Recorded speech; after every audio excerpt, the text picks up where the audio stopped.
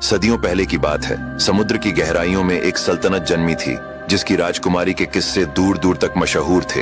राजकुमारी पद्मिनी जो अपने अनुपम रूप सौंदर्य के लिए प्रसिद्ध थी, लेकिन तकदीर की लेखनी को कोई मिटा नहीं सकता।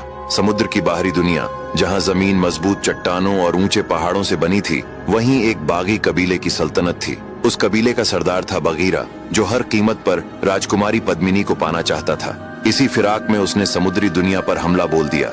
राजकुमारी के बहादुर भाई ने उसके मंसूबों को भांप लिया और युद्ध होने से पहले ही राजकुमारी को समुद्र के बाहर एक सुरक्षित स्थान पर छुपा दिया। इसके बाद एक भयानक युद्ध हुआ जिसमें समुद्री योद्धाओं ने पूरी बहादुरी से लड़ाई लड़ी।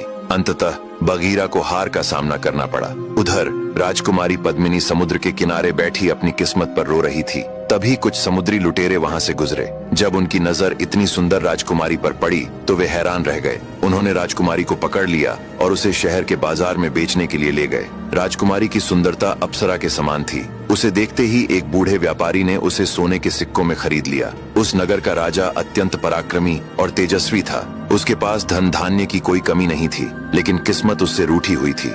उसे कोई संतान नहीं थी और इसी चिंता में वह हमेशा उदास रहता था। राजा ने तांत्रिकों, योगिनियों और ज्योतिषियों से सलाह ली, लेकिन हर जगह से उसे निराशा ही हाथ लगी। एक दिन उसके एक सेवक ने आकर बताया कि एक व्यापारी बहुत ही सुंदर दासी बेचने लाया है। जब राजा ने उस दासी को देखा तो उसकी सुंदरता पर मोहित हो गया। राजा ने व्यापारी को बहुत सारा धन देकर राजकुमारी को खरीद लिया। राजकुमारी रूपरेखा को दुल्हन की तरह सजाया गया। राजा ने पुत्र प्राप्ति की इच्छा से उसके साथ रात्रि क्रीड़ा की। जब राजा ने उससे उसका परिचय पूछा तो राजकुमारी ने कुछ भी नहीं कहा। राजा ने बहुत प्रयास किया कि वह कुछ बोले, लेकिन वह पूर्णतः मौन रही। इसी तरह 1 वर्ष बीत गया। राजकुमारी ने कभी किसी से बात नहीं की, न किसी ने उसे बोलते देखा, न हंसते। वह अक्सर महल की खिड़की पर बैठी रहती और चुपचाप समुद्र की ओर निहारती रहती। अब आगे की कहानी जानने के लिए देखिए अगला भाग